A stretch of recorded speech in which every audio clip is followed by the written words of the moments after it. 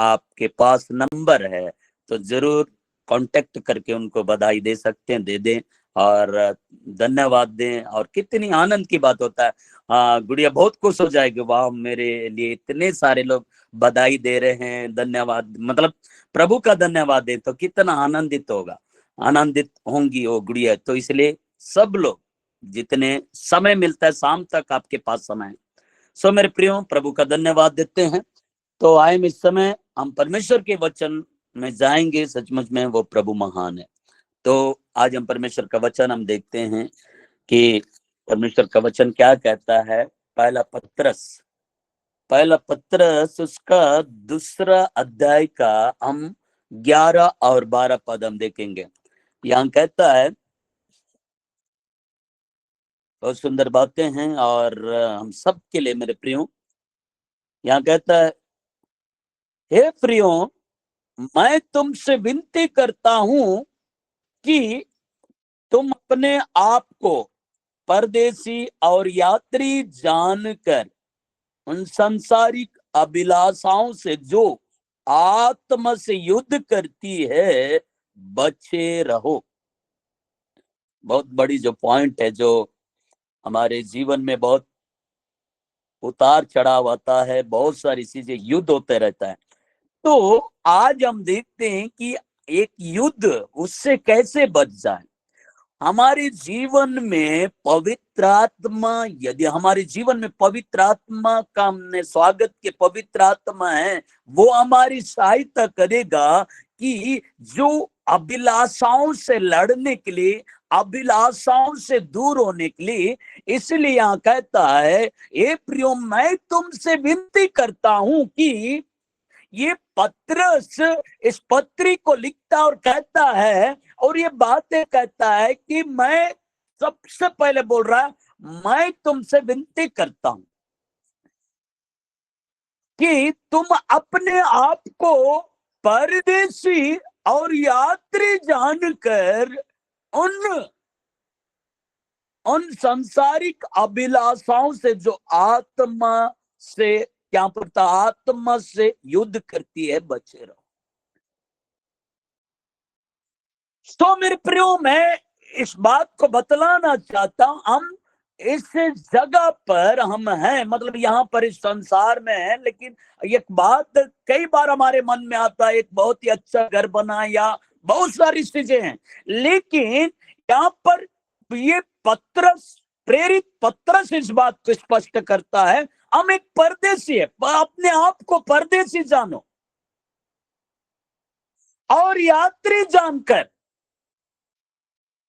मेरे प्रियो, यहाँ पर हम देख रहे हैं यात्री, मतलब आप जानते हैं कि जब एक जगह जाते हैं, यात्री मतलब आप समझ रहे होंगे, कई बार हम यात्री करते रहते हैं, जिस प्रकार से आप जाते होंगे, बस में जाते हैं, फिर वापस घर आ जाते। इसी प्रकार से हम इस संसार में एक यात्री के रूप में हैं। हमारा जो यहाँ का जो जीवन सदा के लिए नहीं है, उस जगह को जहां पर प्रभु यीशु मसीह ने कहा, मैं जा रहा हूं तुम्हारे लिए एक जगह तैयार करने के लिए, जब वो जगह तैयार हो जाए मैं तुम्हें लेने आ जाऊंगा, उसने कहकर कह गया। और इसीलिए जितने भी जो प्रेरित लोग हैं इस बात को स्पष्ट करते हैं कि आपका जीवन इस पृथ्वी पर कैसा होना चाहिए, आपका और मेरा जीवन किस रीति से चलना चाहिए। इसलिए बोल रहा है कि तुम एक परदेसी हो और एक यात्री हो। ये बोल रहा है अपने आप को परदेसी जानकर, अपने आप को यात्री जानकर, संसार की अभिलाषाओं से जो आत्मा से युद्ध करते हैं, बचे रहो, बचे रहे। बहुत सारी अभिलाषाएं हैं, बहुत सारी बातें हैं, लेकिन मेरे प्रियो, मैं बतलाना चाहता हूं, आज यहाँ परमेश्वर का वचन हम सीख पा रहे हैं कि हम किस रीति से जीवन जीना है। युद्ध करते हैं, मैं पिछले दिनों की बात में बतलाना चाहता हूं। और जब जिस जमीन को हमने लिए और उसके करीब 6-7 रूम का घर था, बहुत ही अच्छा, बहुत सुंदर रीति से बना हुआ था। प्लास्टर नहीं हुआ, प्लास्टर नहीं हुआ था। और हमने बोले कि बहुत दिक्कतें हो रही है, तो जल्दी से उस मकान को ले लिया जाए। करीब 8 डिसमिल जगह है और बहुत सुंदर मकान है, और हम कुछ रिपेयरिंग करके हम शिफ्ट होने के लिए बहुत सोचे। जैसे उस मकान का सौदा हुआ, करीब 1 महीना कुछ पेमेंट प्रभु यीशु मसीह के नाम से आप सबके सहयोग से दे पाए थे। उसके बाद लगातार पानी गिरने लगा, बहुत ज्यादा, इतना जाना। ये जो इस क्षेत्र में ये जो फर्स्ट कहते हैं, जब हिस्ट्री निकाला गया तो 100 या 70 वर्ष, 70 या 75 वर्ष पहले ऐसा बारिश हुआ था। उसके बाद ये पहली बार इस प्रकार से बारिश हुआ था। पहाड़ आधा धस गया, पहाड़ की मतलब जो रोड बनाए थे पूरे बड़े बड़े पत्थर खिसक गए, बहुत मतलब बहुत से लोगों का घर गिर गया, बहुत से लोगों का नुकसान हो गया। इस प्रकार से बहुत सारी बातें हुई। और उसमें वो घर का भी जिसमें बहुत पानी गिर रहा है, इतना ज्यादा हम सोच रहे थे बहुत ज्यादा पानी गिर रहा है, कैसे होगा क्या होगा, हम प्रार्थना करने लगा था। और उसके बाद कुछ रूम धस जाता है, गिर जाता है, तो हमने सोच रहे थे कैसे होगा क्या होगा। फिर उसके बाद हम देख रहे हैं कि ठीक है, वहां तक हम बोले कि ठीक कोई बात नहीं, प्रभु एक नया घर व एक नया प्रार्थना भवन उस जगह पर बनेगा। प्रार्थना करने लगा था। उसके बाद की बात था, फिर एक समय आता है कि कहते हैं कि यदि आप पेमेंट नहीं कर पाते हैं तो हम दूसरे को हम बेचेंगे। तो हमारे एक युद्ध हो रहा है, हमारे मतलब मन में युद्ध हो रहा है कि कैसे होगा क्या होगा।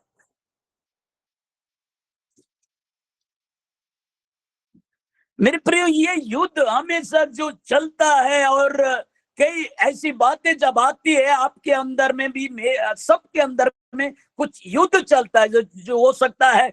कई ऐसी बातें हैं, कितने लोगों को नींद नहीं आता है, कितने लोग परेशान हो जाते हैं। रात के मैंने प्रार्थना किया और सो गया, और उसके बाद एक गीत गा रहा हूँ, मतलब मन ना लगाना, या मतलब फिर उसके बाद मैंने सुबह उठा, मैंने मेरी पत्नी को बोला कि हम कहीं ज्यादा मन तो नहीं लगा रहे हैं, कि हम मैं प्लानिंग जमा रहा हूँ कि मुझे कैसे प्रार्थना टावर वहां पर बनाना है, किस रीति से रोम निकालना है, पूरा ये मन उधर हो रहा है। तो ये जो मैंने सुबह बोला ना, मैंने सोचा कि नहीं, अभी उपवास में बैठना चाहिए, ज्यादा मन मन इधर उधर युद्ध चलता है। तो ये जो बाइबल में जब मैंने ये वचन को कई बार पढ़ा, लेकिन मुझे समझ में नहीं आया। लेकिन आज आज का जनरेशन में भी कई ऐसे परिवारों में जो मेरे प्रियो जो युद्ध को नहीं समझ पा कैसे बचना चाहिए। फिर हमने उपवास में बैठे। तो मेरे कहने के मतलब ये है कि हमारे जीवन में कई बार हम ये सोचते हैं कि यहीं पर सब कुछ है, यहीं पर हमारा डेरा है, यहीं पर सब चीजें हैं, हम यहीं मन लगाने लगते हैं। लेकिन मेरे प्रियो, बाइबल बतलाता ये साफ कर देता है कि हम एक परदेसी और यात्री जानकर संसार की अभिलाषाओं से जो आत्मा से युद्ध करती है बचे रहना। तो इसलिए वो गीत मेरे मन में जब आज स्वप्न दर्शन में मैंने वो गीत गा रहा था, गीत ये था, सियोन देश हमारा देश, रहते परदेश, जाएंगे हम अपने देश।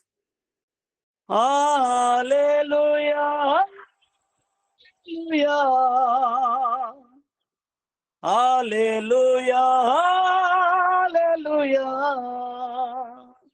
सियोन देश हमारा देश, रहते परदेश, जाएंगे हम अपने देश।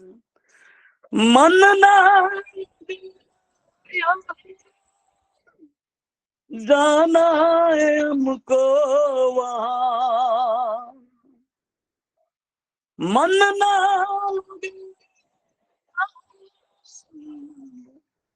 जाना है हमको बड़ा, यहाँ के सुखों का अंत होगा, यहाँ के सुखों का अंत होगा, वहाँ के सुखों का अंत ना होगा।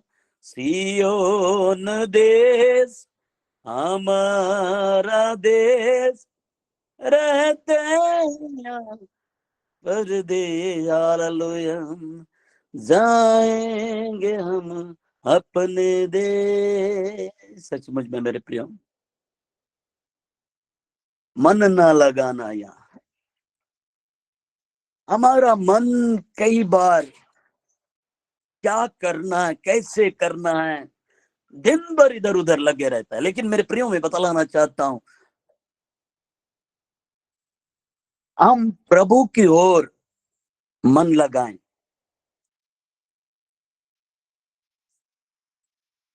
प्रभु की ओर मन लगाएं। ये युद्ध कैसे, युद्ध से कैसे बचे रहे। यहां बोलता है 12 पद भी अगर हम देखते हैं, अन्य जातियों में तुम्हारा चाल चलन भला हो, ताकि जिन जिन बातों में वे तुम्हें कुकर्मी जानकर बदनाम करते हैं, वे तुम्हारे भले कामों को देखकर उन्हीं के कारण कृपा दृष्टि के दिन परमेश्वर की महिमा करें। उसकी महिमा करें, उसकी तारीफ करें, परमेश्वर की महिमा करें, आपके और मेरे भले कामों को देखकर। पिछले दिनों में 3-4 दिन, ये करीब शनिवार की बात है, सैटरडे की बात है। एक प्रभु का दास कहता है, विशप जी एक परिवार के पास जाना काउंसलिंग करने के लिए, और काफी परिवार डिस्टर्ब है, प्रार्थना में जाने वाले, अच्छा जीवन जीने वाले लोग कई बार ये युद्ध से नहीं बच पा रहे।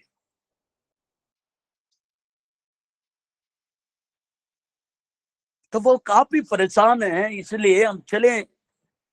तो हम वहां जाने के बाद पता चलता काफी 2-3 घंटा आराधना, उसके बाद वचन होने के बाद उस परिवार में गए।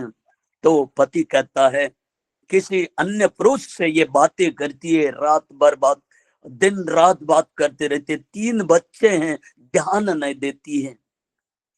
उनके बीच में बहुत से लड़ाई झगड़ा, सब तो जा रहे हैं, लेकिन उनका मन एक नहीं हो रहा है।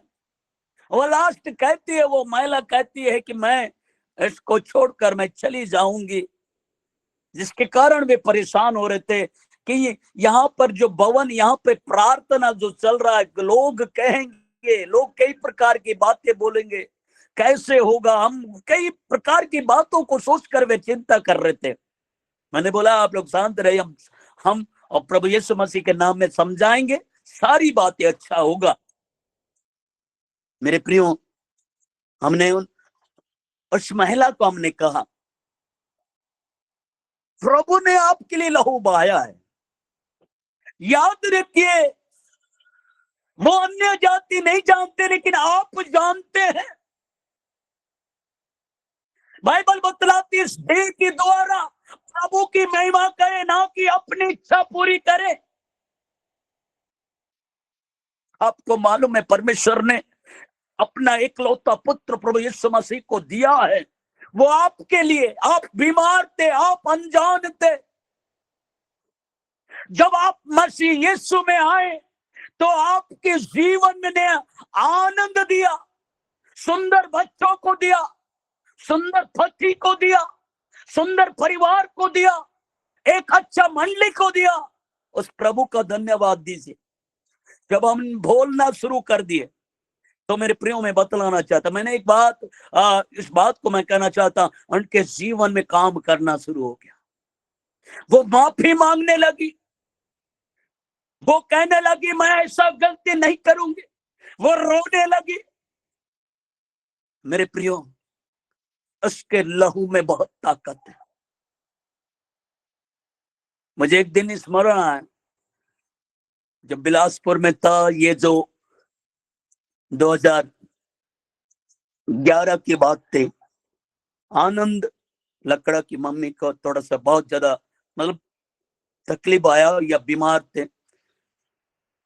और एडमिट है करके पता चला। उसके बाद वे ब्लड ढूंढ रहे, बहुत ज्यादा ढूंढ रहे, ब्लड नहीं मिल रहा है कहीं पर भी। उसके बाद मेरा नंबर मिला और उसके बाद कॉल लगाए, अशुर जी ब्लड नहीं मिल रहा, कैसे किया जाए, क्या आप दे सकते हैं? तो मैंने बोला हाँ मैं तैयार। जब वहां पर मैं गया, जब वो नर्स मुझे देखी और कही कि आप तो नहीं दे पाएंगे, आप बहुत दुबले पतले हैं, आपका आप आपका चलिए मैं थोड़ा तौल लेती हूँ कि क्या है।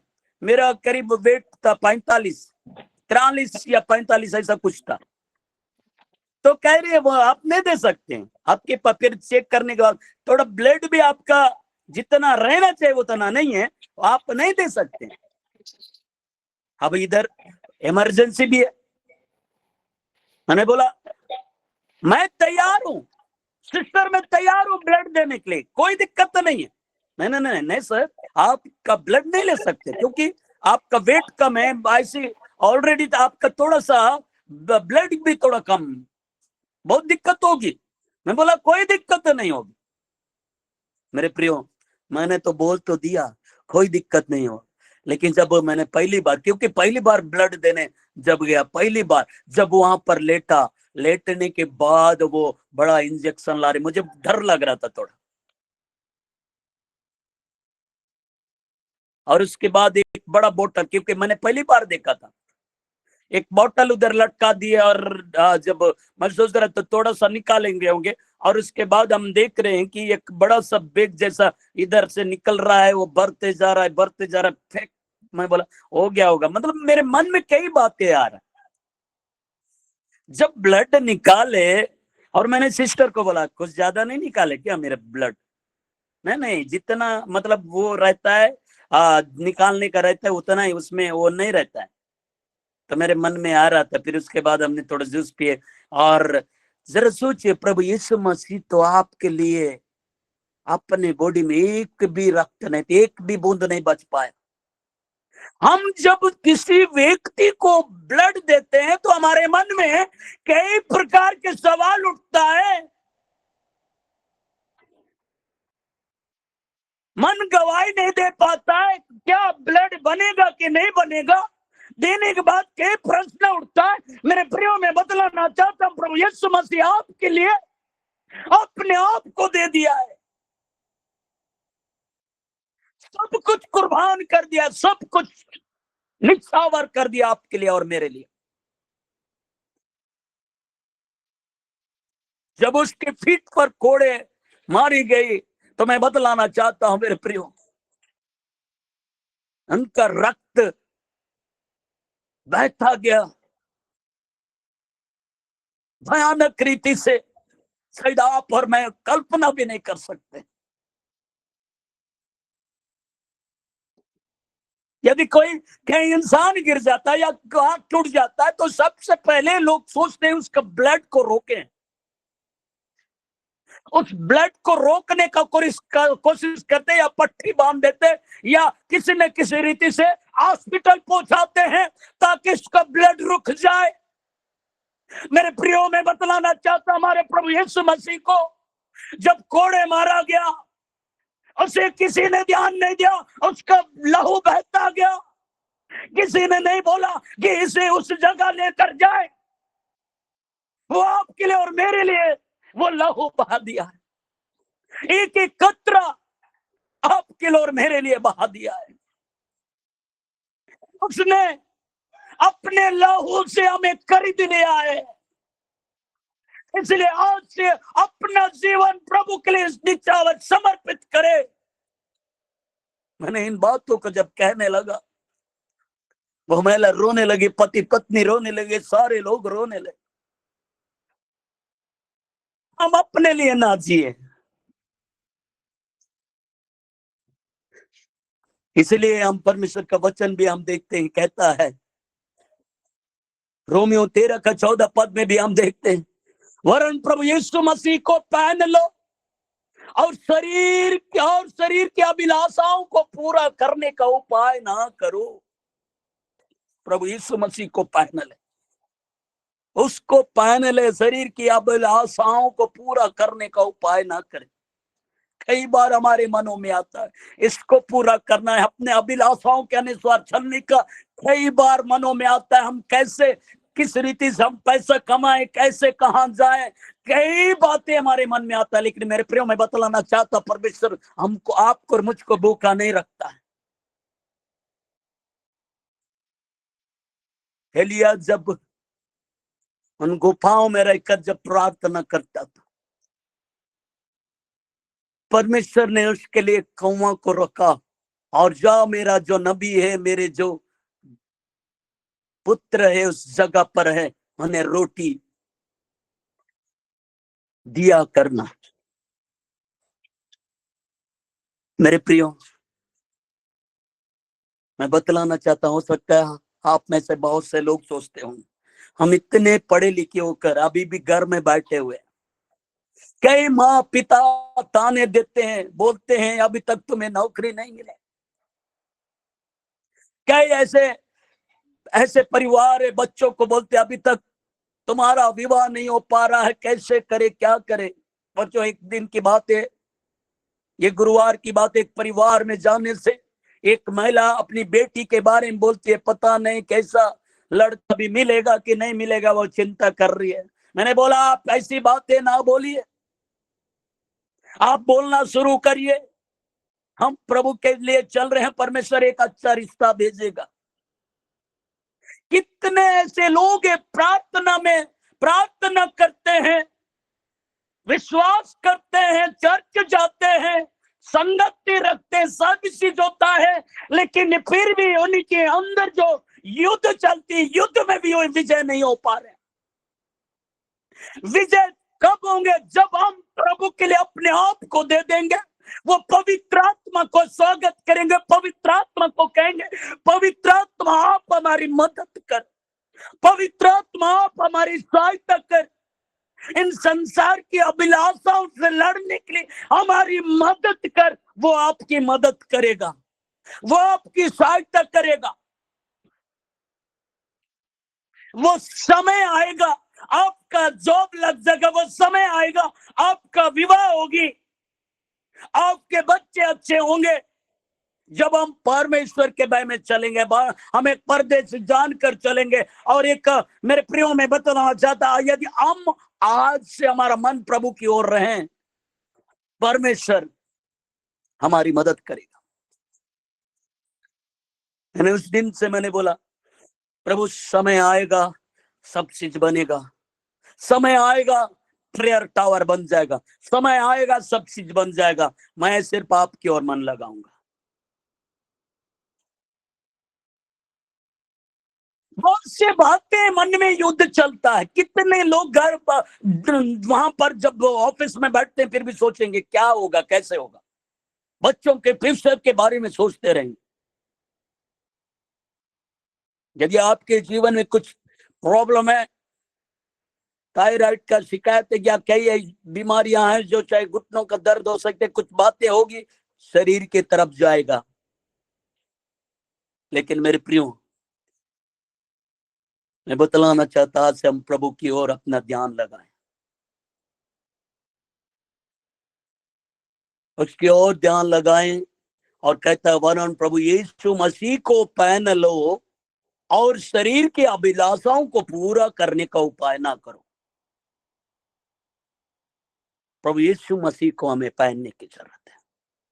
यदि हम प्रभु यीशु मसीह को पहन लेते हैं, शरीर की अभिलाषाओं को पूरा नहीं करते हैं, परंतु परमेश्वर की इच्छा को पूरा करने का कोशिश करते हैं, उसकी इच्छा के अनुसार चलने का प्रयास करते हैं। आज आप सब जान रहे हैं वर्ल्ड में क्या चल रहा है। मैं उन बातों को बतलाना नहीं चाहता, लेकिन कितने लोग शरीर की अभिलाषाओं को पूरा करने के लिए क्या क्या नहीं करते हैं लोग। लेकिन मेरे प्रियो, इसलिए बाइबल बतलाता है, दूसरा पत्रस तीसरा पद में भी बोलता है, तीसरा अध्याय का तीसरा पद, पहली यह जान लो कि अंतिम दिनों में हंसी टंटा करने वाले आएंगे, जो अपनी ही अभिलाषाओं के अनुसार चलेंगे। इसलिए दूसरा तिमोथियुस दूसरा अध्याय का 22 वचन कहता है, जवानी के अभिलाषाओं से भाग और शुद्ध मन से प्रभु का नाम लेते हैं, उनके साथ धर्म और विश्वास और प्रेम और मेल मिलाप का पीछा कर। इफिसियों 4 का 22 पद कहता है कि तुम अपने अगले चाल चलन के पुराने मनुष्य तत्व को, जो बरमाने वाली अभिलाषाओं के अनुसार भ्रष्ट हो जाता है, उतार डालो। हमारा जीवन को भ्रष्ट करता है, उतार डाले, उतार के फेंक।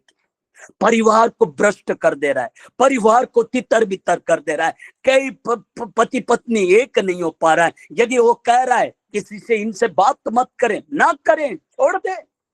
अगर पति पत्नी कह रहे हैं कि पति बोल रहा है यहाँ मत जा, ना जाए।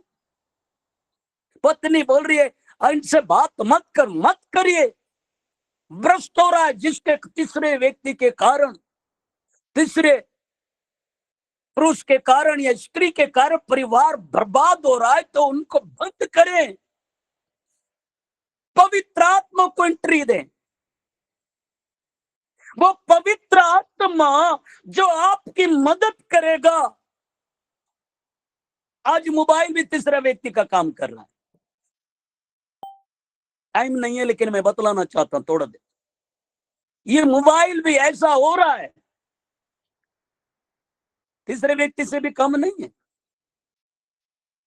काम काज छोड़कर कितने लोग मोबाइल के पीछे चले जाते हैं। यूट्यूब में ये मिलता है, ये ढूंढते हैं। कितने लोग घर बैठे बैठे ऑनलाइन में मंगा देते हैं, जिसके कारण भी अनबन हो रहा है। हमें बिना बताए मोबाइल से आपने मंगा लिया सामान।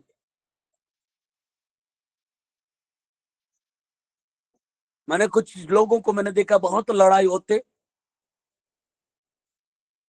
पति जा रहा है काम में और ये ऑनलाइन में मंगाते जा रही है बहुत सारा चीजें। कितने परिवार में कुछ कुछ चीजें भ्रष्ट कर रही है, उनको उतार के फेंक दो। आज से पवित्र आत्मा जो बोल रहा है उसके अनुसार चलने का कोशिश करें। पिछले दिनों में जब प्रॉफिट जी ने कह रहे थे कि हमारे पास ऑलरेडी कपड़ा है, रहता है, सारा चीज रहता है, फिर भी जाते हैं कपड़ा लेते हैं। जितना जरूरत है उतना लें। ये जो अभिलाषाएं जो हमारे युद्ध करती है ना, कितने एक एक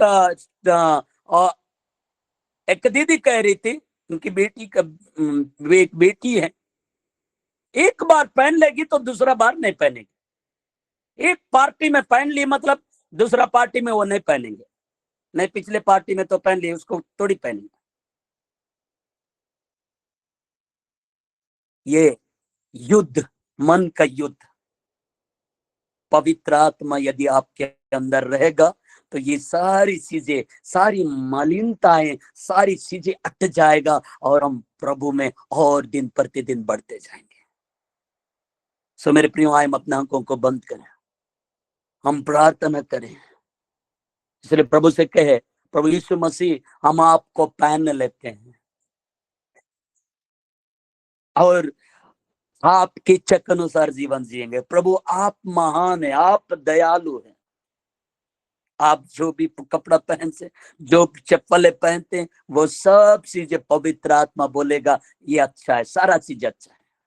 जैसा भी घर बनाते अच्छा है, सब चीजें अच्छा है, सब चीजें, जो भी छोटा भी जॉब है अच्छा है, सब चीज। पवित्र आत्मा जब आपके अंदर आएगा, वो गवाही देगा, अंदर से बोलेगा आप बहुत अच्छे हैं। तो हम अपने आंखों को बंद करें।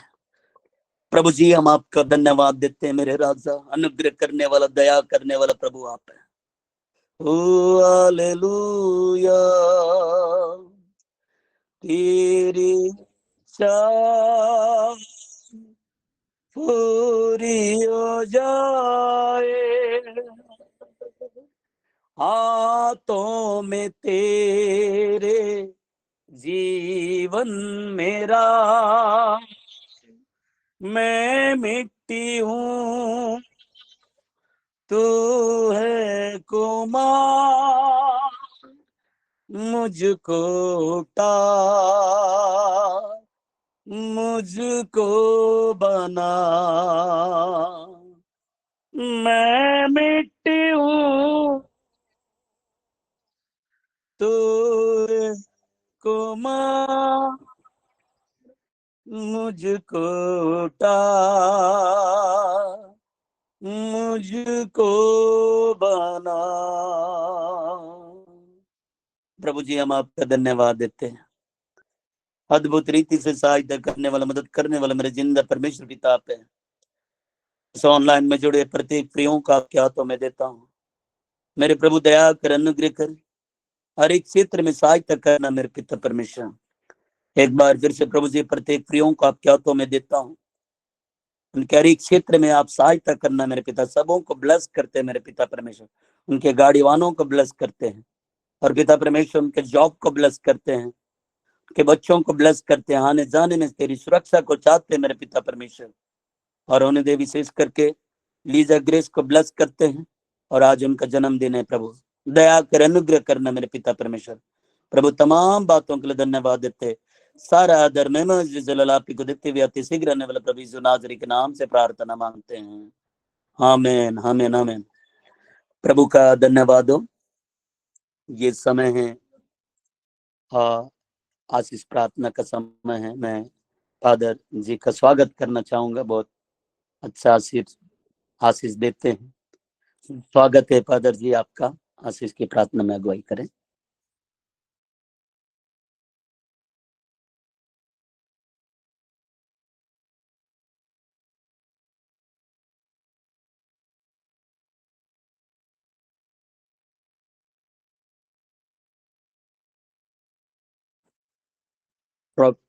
यदि अभी तो आज फादर जी जोड़ नहीं पाए हैं,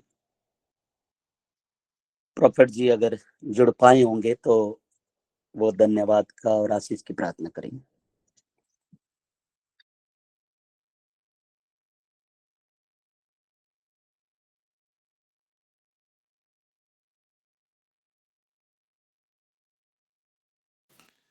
आइए हम प्रार्थना करेंगे। फादर गॉड, हम आपका हृदय से धन्यवाद करते हैं पिता, हर एक जो प्रिय इस ऑनलाइन प्लेटफॉर्म में जुड़े हैं, हर एक के जीवन के लिए मैं आपका धन्यवाद करता हूं।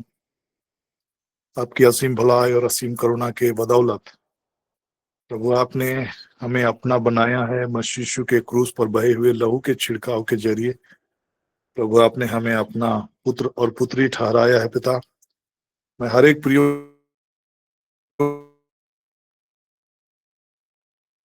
और आपकी आशीष की बातों को यीशु के नाम से कहता हूं पिता। हम धन्यवाद करते हैं कि जब तक इस पृथ्वी पर रहे प्रभु, आपकी आत्मा के चलाए चले, और आपके अनुग्रह और आपकी भलाई सदैव सदैव हम सबों के जीवन में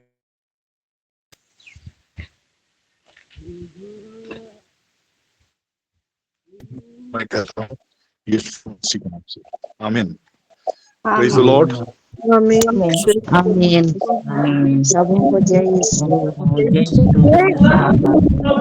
कृष्ण लोग सबों को जय यीशु।